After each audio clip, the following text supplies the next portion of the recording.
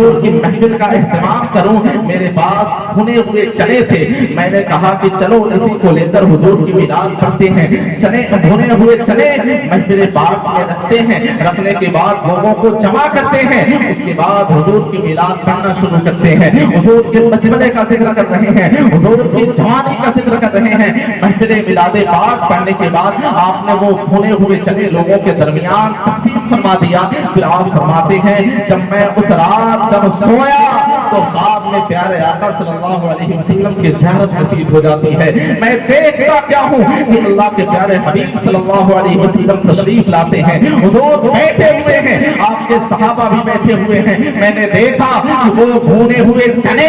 جس کو رکھ کر میں نے حضور کی میلاد پڑھی تھی، وہ بھونے ہوئے چنے حضور کے سامنے موجود ہیں، اور حضور اپنے پیارے ہاتھوں سے اسی بھونے ہوئے چنے کو کھا رہے ہیں، تناول فرما رہے ہیں، اور حضور میرے طرف دیکھ کر مسکرا رہے ہیں۔ سبحان اللہ سبحان اللہ۔ میرے پیارے بزرگوں اور دوستوں، یہ محفل میلاد پاک جس کا ہم اور آپ نے اہتمام کیا ہے، اس میں آپ نے 10 روپے بھی خرچ کیے، آپ نے 100 روپے بھی خرچ کیے، 1000 روپے بھی خرچ کیے۔ شاہ عبد الرحیم کی یہ روایت بیان کر رہی ہے کہ حضور ہمارے اس محفل پاک کو قبول بھی فرمایا کرتے ہیں، اور اپنے غلاموں کے نذرانے کو حضور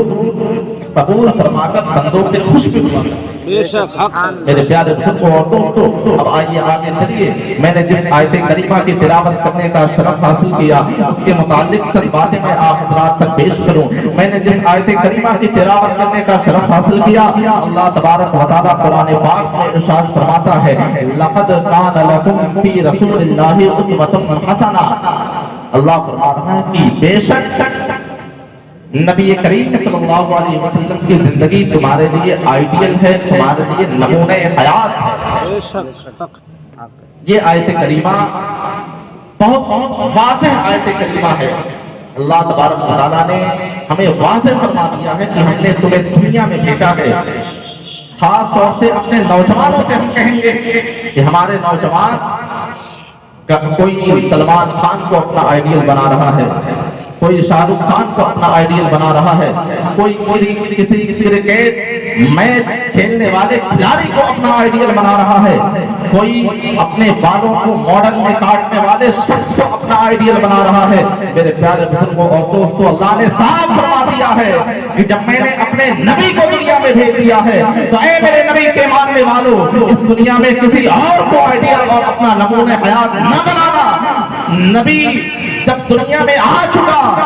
تو وہ شخص دوسروں کا محتاج ہوا کرتا ہے جس کا کوئی آئیڈیل اور نمونہ حیات نہ ہو۔ جب میں نے تمہارے لیے آئیڈیل نبی کو بنا کر بھیج دیا ہے تو اب کسی اور کو آئیڈیل اور نمونہ حیات بنانے کی ضرورت نہیں ہے۔ میرے پیارے بزرگوں دوستوں، آج انسان کسی بھی دنیا میں ہے، انسان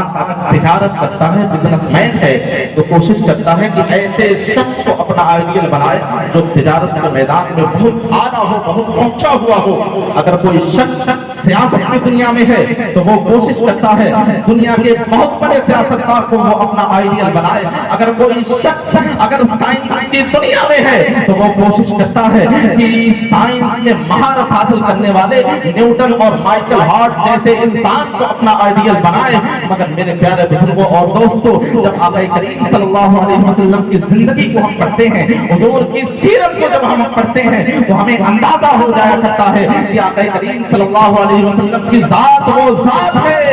کہ اگر ہم حضور کو اپنا آئیڈیل بنا لیں تو تجارت کی دنیا میں اگر ہم بزنس مین ہیں تو ہمارے نبی سب سے بڑے تاجر ہوتے ہوئے نظر آ رہے ہیں۔ اگر ہم سیاستدان ہیں تو اس دنیا کے اندر ہمارے نبی سب سے بڑے لیڈر دکھتے ہوئے نظر آ رہے ہیں۔ اگر ہم سائنس کی دنیا میں جائیں تو دنیا کا سب سے بڑا سائنسداں ہمارا نبی ہمیں نظر آتا ہوا دکھ رہا ہے۔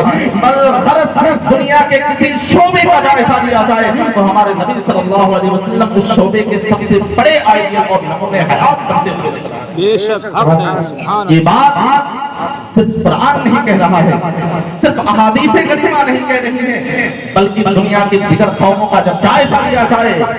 تو اندازہ ہوتا ہے کہ پوری دنیا یہ کہہ رہی ہے کہ سب سے اولا و اعلیٰ ہمارا نبی، سب سے والا و اعلیٰ ہمارا نبی، اپنے مولا کا پیارا ہمارا نبی۔ میرے پیارے بزرگوں اور دوستوں، اسی دنیا کے اندر ایک بہت بڑے سائنسسٹ گزرے ہیں جن کا نام ہم اور آپ ہر شخص शास्त्री के नाम से वाकिफ है, एक स्कूल में पढ़ने वाला छोटा बच्चा भी उनका नाम जाना करता है, जिनका नाम है माइकल हार्ट। माइकल हार्ट का नाम सबने सुना है। वो मजहब के एतबार से ईसाई हैं, मगर पेशे के एतबार से वो बहुत बड़े साइंटिस्ट हैं। वो खुद बयान करते हैं कि उन्होंने एक किताब लिखी है द 100 के नाम से, 100 अजीम आदमी के नाम से उन्होंने एक किताब लिखी है। और लिखने की वजह क्या है,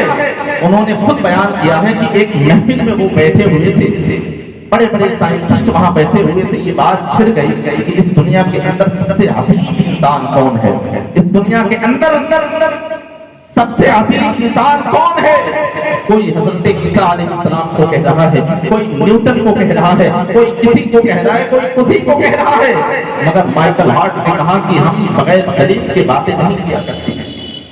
इस पे हम रिसर्च करेंगे, तहकीक करेंगे कि इस दुनिया के अंदर सबसे अजीम इंसान कौन है। उसके बाद माइकल हार्ट ने कहा कि मैंने लोगों से कहा कि हमें चंद महीनों और सालों की मोहलत दी जाए, हम इस पे बाकायदा रिसर्च करके दुनिया के सामने पेश करेंगे कि इस दुनिया के अंदर सबसे अजीम इंसान कौन है। उसके बाद माइकल हार्ट ने दुनिया के 100 अजीम लोगों को लिया, 100 अजीम लोगों का इंतखाब किया। उसके बाद 100 लोगों की जिंदगी को पढ़ना शुरू किया कि हम देखें कि इस दुनिया के अंदर इस शख्स ने किस तरह का किरदार अदा किया है। तो करीब 28 साल तक माइकल हार्ट ने इस मौजू पर रिसर्च और तहकीक किया। दुनिया तो ये समझ रही थी कि ये माइकल हार्ट पेशे के एतबार से साइंटिस्ट है, ये न्यूटन को सबसे अजीम बताएगा। दुनिया ये समझ रही थी कि माइकल हार्ट मजहब के एतबार से ईसाई और क्रिश्चियन है, ये हजरत ईसा अलैहिस्सलाम को दुनिया का सबसे अजीम इंसान कहेगा। मगर माइकल हार्ट ने जब 28 साल का रिसर्च जब दुनिया के सामने पेश किया, उसके बाद सन 1971 ईस्वी में जब माइकल हार्ट ने अपनी किताब द 100 के नाम से जब दुनिया के सामने पेश किया, जब वो किताब दुनिया के अंदर आई तो पूरी दुनिया में कोहराम मच गया। और लोगों ने जब देखा कि ये वो किताब है जो 28 साल की तहकीक और रिसर्च के बाद हमारे निगाहों के सामने आई है, लोगों ने कहा कि ये माइकल हार्ट जो मजहब के एतबार से ईसाई है, जो पेशे के एतबार से साइंटिस्ट है, मगर जब किताब को खोल कर देखा गया तो इस दुनिया के अंदर सबसे महान और हसीन लोगों में सबसे पहला नाम जिसका था वो हमारे नबी जनाब मोहम्मद रसूलुल्लाह सल्लल्लाहु अलैहि वसल्लम। नारे तकबीर, नारे रिसालत, नारे रिसालत, अज़मत मुस्तफा, अज़मत मुस्तफा, आमद मुस्तफा, नारे तकबीर, नारे रिसालत। माइकल हार्ट ने बाकायदा लिखा कि मैंने जो मोहम्मद अरबी को दुनिया का सबसे अजीम इंसान कहा है, जब लोग मेरी किताब को पढ़ेंगे तो जरूर एतराज करेंगे, मगर उन्होंने कहा कि मैं दलील के साथ मैंने इस बात को रखी है।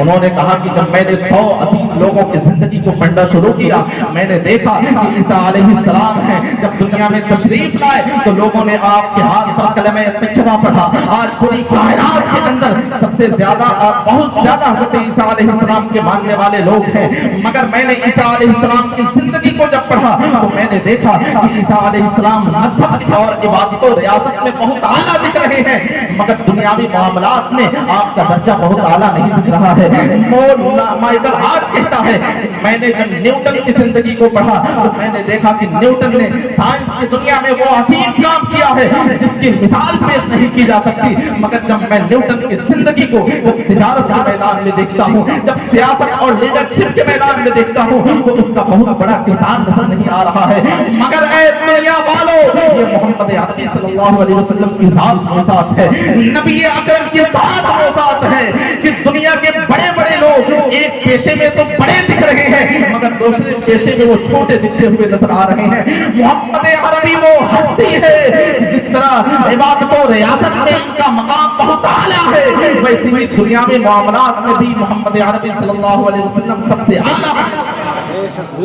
حق پیارے بزرگوں اور دوستوں، تبھی تو اعلیٰ حضرت نے فرما دیا کہ سب سے اعلیٰ وہ اعلیٰ ہمارا نبی،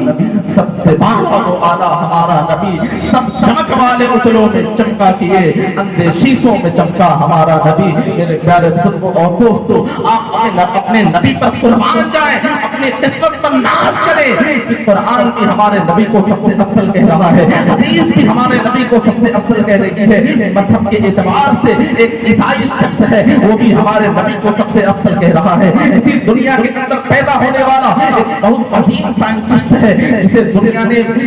جارج برنارڈ شاہ کے نام سے جانا ہے۔ جب اعلیٰ حضرت امام احمد رضا رضی اللہ تعالیٰ عنہ کے ایک بہت بڑے خلیفہ شاہ عبد العلیم میرٹھی رحمۃ اللہ تعالیٰ علیہ جب امریکہ کے اندر تشریف لے گئے تھے، ایک بہت بڑا انٹرویو ہو رہا تھا جس میں ایک طرف علامہ عبد العلیم میرٹھی رحمۃ اللہ تعالیٰ علیہ بیٹھے ہوئے ہیں کہ وہ علامہ عبد العلیم میرٹھی ہیں جو اعلیٰ حضرت کے بہت بڑے خادم خاص ہیں، جو اعلیٰ حضرت کے بہت چہیتے خلیفہ ہیں۔ انہوں نے پوری کائنات کا دورہ کیا تھا، پوری دنیا کا دورہ کر کے قریب لاکھوں لوگوں کو نبی کے غلامی کے سائے میں ڈالا تھا، لاکھوں لوگوں کو آقا کریم صلی اللہ علیہ وسلم کا کلمہ طیبہ پڑھا کر آپ نے لاکھوں لوگوں کو نبی کا عاشق بنایا تھا۔ جب حضرت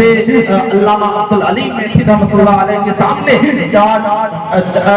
برنارڈ شاہ جیسے بڑے بڑے سائنٹسٹ بیٹھے ہوئے ہیں، وہ دین مذہب اسلام کے بارے میں اعتراض کر رہے ہیں، وہ آقا کریم صلی اللہ علیہ وسلم کی زندگی کو لے کر اعتراض کر رہے ہیں، طرح طرح کی تہمتیں جو نبی کے بارے میں لگائی جاتی ہیں، جو اسلام کے بارے میں لگائی جاتی ہیں، سارے اعتراضات کے جواب جب علامہ عبد العلیم میرٹھی رحمۃ اللہ تعالی نے انگریزی زبان میں جب دے دیا تھا تو اس وقت جارج برنارڈ شاہ نے اسی محفل پاک کے اندر یہ کہا تھا کہ اے عبد العلیم میرٹھی، آپ نے جس طرح اسلام کا پہچان ہمیں کرایا ہے، آپ نے جس طرح اپنے نبی کا تعارف ہمیں کرایا ہے، یقیناً اگر آپ کے نبی اس طرح ہے، آپ کی باتوں سے ہمیں یقین بھی ہو گیا کہ آپ کے نبی ایسے ہی ہیں، تو یاد رکھے آنے والے 50 سالوں کے اندر یورپ نہیں پوری کائنات کے اندر جس شخص کا نام لیا جائے گا وہ آپ کے نبی جناب محمد رسول اللہ صلی اللہ علیہ وسلم کا ہوگا۔ بے میرے شک پیارے بزرگوں اور دوستوں، اللہ نے ہمارے نبی کو سب سے افضل بنا کر بھیجا ہے، ہمارے نبی کو اللہ نے سب سے حسین بنا کر بھیجا ہے۔ آئیے اور آگے بڑھتے چلیں، ہم دیکھتے ہیں کہ آقا کریم صلی اللہ علیہ وسلم کی زندگی کیسی زندگی ہے۔ اللہ کے رسول صلی اللہ علیہ وسلم کو جب ہم تجارت کی دنیا میں دیکھیں، آپ حضرات سے میں گزارش کرنا چاہ رہا ہوں کہ آج ہم حضور کی 15واں جشن میلاد النبی منانے کے لیے یہاں بیٹھے ہیں، یعنی میرے نبی کے اس دنیا میں آئے ہوئے 1500 سال مکمل ہو چکے ہیں۔ ہر سال ہم حضور کی میلاد منایا کرتے ہیں۔ آج پوری کائنات کے اندر بڑے اہتمام کے ساتھ بڑے دھوم دھام سے حضور کی محفل میلاد پاک منائی جا رہی ہے، اس لیے کہ 15 صدیاں گزر چکی آقا کریم صلی اللہ علیہ وسلم اس دنیا میں حضور کی پیدائش ہے۔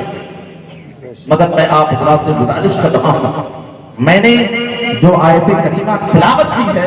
اس تلاوت کرنے کا مقصد یہ ہے کہ حضور کی ولادت کے 1500 سال گزر چکے ہیں، ہر سال ہم حضور کی میلاد مناتے ہیں، مگر میلاد منانے کے بعد جب اپنے گھر جاتے ہیں ہمارا وہی طریقہ رہا کرتا جیسے پہلے نمازیں چھوڑا کرتے تھے، ابھی بھی ہم نمازیں چھوڑ رہے ہیں، جیسے پہلے ہی ہمارے زبان سے چغلی، غیبت اور جھوٹ کے الفاظ نکلا کرتے تھے، محفل میں بیٹھنے کے بعد بھی ہمارے زبان ویسے ہی گندے ہوتے ہوئے نظر آتے ہیں، جیسے ہم اپنے دکانوں کے اندر بیٹھ کر لوگوں کو دھوکے دیا کرتے تھے، ابھی بھی ہمارے انداز، ہمارے عادات و اطوار ویسے ہی دکھ رہے ہیں۔ مگر میرے پیارے بزرگوں اور دوستوں، آج حضور کی 15واں محفل میلاد پاک میں آپ بیٹھے ہوئے ہیں، یہ عہد کر کے بیٹھے ہیں کہ ہم حضور کی زندگی کے بارے میں جو کچھ سنیں گے اس پر عمل کرنے کی کوشش کریں گے، اور حضور کی میلاد ہم اس طرح منائیں گے کہ ہم اپنے زبان کے ذریعہ نہیں بلکہ پوری اپنے عادات و اطوار کو حضور کی سنتوں کے مطابق ہم ڈال کر یہاں سے بے شک حق ہم حضور کی زندگی کے چند گوشوں کو آپ حضرات کے سامنے رکھتا ہوں، ان گوشوں کو آپ حضرات سماعت کریں، اس کے بعد حضور کی زندگی کے مطابق اپنی زندگی کو ڈھالنے کی کوشش کریں۔ آپ حضرات میں بہت سارے لوگ یہاں وہ بیٹھے ہوئے ہیں جو تجارت کے پیشے سے لگے ہوئے ہیں، جیسے ہمارے عبد المبین صاحب کی تشریف رکھتے ہیں، اور دیگر حضرات کوئی تجارت کے پیشے سے ہے، کوئی سیاست کے پیشے سے، الگ الگ پیشے سے لوگ بیٹھے ہوئے ہیں، ذرا حضور کی زندگی کو بھی دیکھیں کہ کیا ہمارے آقا صلی اللہ علیہ وسلم نے کس طرح اس دنیا کے اندر تجارت کیا تھا۔ آقا کریم صلی اللہ علیہ وسلم نے تجارت اس طرح کیا کہ آپ نے صرف مکے کے اندر تجارت نہیں کیا تھا، مدینے کے اندر تجارت نہیں کیا تھا، بلکہ آپ مکے کے احاطے سے نکل کر میرے نبی نے ملک شام میں بھی جا کر تجارت کیا تھا، میرے نبی نے بصرہ کی سرزمین میں بھی جا کر تجارت کیا تھا، میرے نبی نے یمن کی سرزمین پر پہنچ کر بھی تجارت کیا تھا۔ آقا کریم صلی اللہ علیہ وسلم کی تجارت کے پیشے کو ذرا دیکھا جائے، حضرت عبداللہ ابن منکسر رحمۃ اللہ تعالیٰ علیہ صحابی رسول ہیں، آپ روایت کرتے ہیں کہ میں حضور صلی اللہ علیہ وسلم کے اعلان نبوت سے پہلے میں حضور صلی اللہ علیہ وسلم کے ساتھ میں بھی تجارت کیا کرتا تھا، میں بھی بزنس کیا کرتا تھا، مگر میں نے کبھی بھی آقا کریم صلی اللہ علیہ وسلم کی زبان مبارک سے میں نے کبھی بھی جھوٹ کے الفاظ نہیں سنے تھے، میں نے کبھی بھی حضور کو نہیں دیکھا کہ حضور نے کوئی سامان جس سامان کے اندر عیب ہو اور حضور صلی اللہ علیہ وسلم نے اس عیب کو چھپا کر کبھی اس سامان کو بیچا اور فروخت کیا ہو۔ میں نے کبھی بھی یہ نہیں دیکھا کہ میرے نبی صلی اللہ علیہ وسلم نے کسی شخص کو تجارت کے میدان میں دھوکہ دیا ہو۔ آپ خود بیان کرتے ہیں ایک مرتبہ آقا کریم صلی اللہ علیہ وسلم کے ساتھ لین دین کا کچھ معاملہ ہمارے ساتھ ہوا، میں نے کچھ پیسے حضور کو ادا کروا دیے اور کچھ پیسے جو باقی رہ گئے تھے میں نے کہا یا رسول اللہ صلی اللہ علیہ وسلم چند منٹ میں ابھی میں پیسے لا کر آپ کی بارگاہ میں پیش کرتا ہوں۔ اس کے بعد حضرت عبداللہ رضی اللہ تعالیٰ عنہ روایت کرتے ہیں میں اپنے گھر گیا پیسے لینے کے لیے، جیسے ہی اپنے گھر پہنچا میں نے اپنا وعدہ بھول گیا کہ میں نے کسی شخص کے ساتھ کوئی وعدہ کیا ہے، اور اس کے بعد عبداللہ روایت کرتے ہیں میں اپنا وعدہ بھول چکا تھا، ایک دن گزر گیا، 2 دن گزر گئے، تیسرے دن جب مجھے اس راستے سے گزرنا پڑا، جب مجھے اپنا وعدہ یاد آیا تو میں اسی جگہ گیا جس جگہ میں نے حضور صلی اللہ علیہ وسلم سے کچھ سامان خریدے تھے۔ جب میں وہاں پہنچا دیکھتا کیا ہوں کہ 3 دن گزر چکے ہیں، آقا کریم صلی اللہ علیہ وسلم اسی جگہ کھڑے ہو کر میرا انتظار فرما رہے ہیں۔ اللہ اکبر۔ آقا کریم صلی اللہ علیہ وسلم پر قربان جائے حضرت عبداللہ روایت کرتے ہیں جیسے ہی میں نے نبی کو وہاں دیکھا میری آنکھیں اشکبار ہو گئی کہ میں نے 3 دن تک آپ کو یہاں انتظار کرایا، اور وہ کہتے ہیں میرے پیدا کرنے والے کی قسم 3 دن سے نبی وہاں میرا انتظار کر رہے تھے، مگر جب میں نبی کے پاس پہنچا میں نے دیکھا کہ آپ کے چہرے مبارک کے ذرہ برابر غصے کا اظہار نہیں ہے، میں نے دیکھا کہ آپ کے زبان مبارک سے ذرہ برابر کی سختی کے الفاظ ہمارے لیے نہیں نکل رہے ہیں۔ نبی نے فرمایا عبداللہ تم کہاں چلے گئے تھے؟ تمہارے وعدے کے مطابق میں یہی تمہارا انتظار کر رہا تھا، میں تمہارا انتظار کر رہا تھا کہ تم نے وعدہ کیا ہے، ابھی یہی میں پیسے لا کر آپ کو واپس کر رہا ہوں، تمہارے وعدے کی وجہ سے میں 3 دن سے یہی تمہارا انتظار کر رہا تھا۔ اللہ اکبر۔ میرے نبی صلی اللہ علیہ وسلم کی سیرت کیسی سیرت ہے۔ حضرت عبداللہ روایت کرتے ہیں کہ ہمارا حال یہ ہے کہ اگر کسی شخص سے تھوڑی سی غلطی اور کوتاہی ہو جائے تو ہم فوراً اس سے بدلہ لینا شروع کر دیا کرتے ہیں، فوراً انتقام لینا شروع کر دیا کرتے ہیں، مگر اتنے بڑے نبی جو 3 دن تک جنہوں نے میرا انتظار کیا اس کے بعد بھی انہوں نے ذرہ برابر سختی کے الفاظ میرے بارے میں دوستوں میرے نبی نے تجارت کیا۔ مدینہ کی سرزمین ہے، آقا کریم صلی اللہ علیہ وسلم جب مدینے کی سرزمین پر تشریف لے جاتے ہیں آپ نے دیکھا کہ پورے مدینے کا ماحول گندا ہو چکا ہے تجارت کے میدان میں۔ حالت یہ ہے کہ مدینے کی مارکیٹ میں یہودی اس مدینے کی مارکیٹ کے پورے قابض سے پورے مدینے کی مارکیٹ میں وہ تجارت کیا کرتے تھے، پورے مارکیٹ کو اتنا گندا کر دیا تھا کہ سود اور پیاز کا ماحول گھر گھر میں لوگوں نے پچک دیا تھا۔ آقا کریم صلی اللہ علیہ وسلم کی زندگی کو دیکھیں، اللہ نے آپ کو تجارت میں کتنی مہارت عطا فرمائی تھی۔ آقا کریم صلی اللہ علیہ وسلم نے اپنے صحابہ سے کہا اے میرے پیارے صحابہ تمہیں بھی تجارت کرنے کی ضرورت ہے، تم بھی تجارت کر کے اپنی روزی روٹی کا انتظام کرو، مگر خبردار اللہ تبارک و تعالیٰ نے سود کو حرام کیا ہے، 1 روپے سود کی آپ نہیں لے سکتے، 1 روپے بیاج میں آپ نہیں کھا سکتے۔ اللہ کے رسول صلی اللہ علیہ وسلم نے اسی مدینے کی سرزمین پر مدینے کے بازار میں آقا کریم صلی اللہ علیہ وسلم نے اپنے صحابہ کرام کو تجارت کا ایسا طریقہ بتایا، تجارت کا ایسا آئیڈیا بتایا کہ صحابہ کرام تجارت کی میدان میں بہت ترقی کر گئے. حضرت عثمان غنی ترقی کے اعلیٰ میدان سے فائز ہو گئے. حضرت عمر فاروق نے بھی مدینے کی سرزمین پر کپڑے کی تجارت کیا تھا. حضرت صدیق اکبر نے بھی تجارت کیا تھا. صحابہ کرام کو میرے نبی نے تجارت میں اس طرح ٹریننگ اور تربیت دی. حضرت عبد الرحمن ابن عوف فرماتے ہیں جب میں مدینے کی سرزمین پر گیا میرے ہاتھ سے 1 روپے نہیں تھے. سارے مال و جواہرات میں مکے میں چھوڑ کر مدینے میں ہجرت کر گیا تھا. میرا ہاتھ پیسوں سے خالی تھا مگر میرے نبی نے تجارت کا ایسا طریقہ ہمیں بتا دیا کہ چند سالوں کے اندر ہمارے تجارت کے مال و دولت یعنی تجارت کا پروڈکٹ ہمارا مدینے کے بازار سے نکل کر ملک شام تک پہنچا کرتا تھا. ملک شام بصرہ اور یمن کے سرزمین پر پہنچا کرتا تھا. آپ بیان کرتے ہیں